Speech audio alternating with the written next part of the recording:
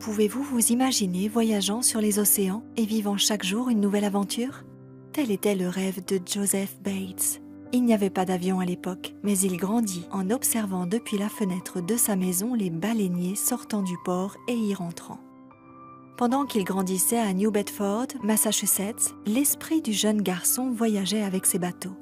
Pour tenter de le dissuader de ses rêves, les parents de Joseph l'envoyèrent faire une courte croisière au cours de ses jeunes années. Mais au lieu de se décourager, le jeune homme s'enthousiasma encore plus. Bates consacra à la mer les 21 années qui suivirent. Après avoir vécu son rêve pendant un certain temps, il se fixa pour objectif d'économiser $10 000, une fortune pour l'époque, pour pouvoir acheter son propre bateau.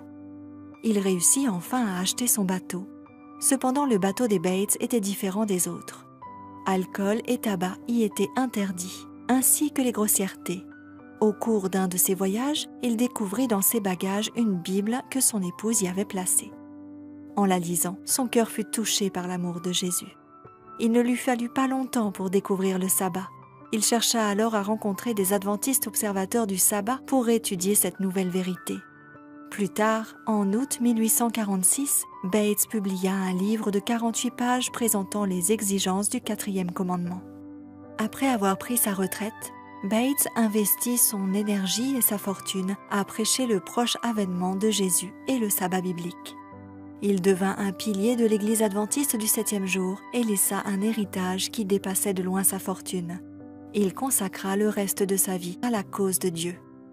Dieu appelle chacun d'entre nous à dépasser sa foi, soit en allant là où il nous appelle ou en donnant régulièrement et systématiquement d'après ses directives. Outre rendre à Dieu la dîme qui lui est due, donner inclut d'écouter sa voix lorsqu'il nous appelle à faire alliance avec lui en apportant des offrandes régulières et systématiques que nous appelons offrandes de promesses.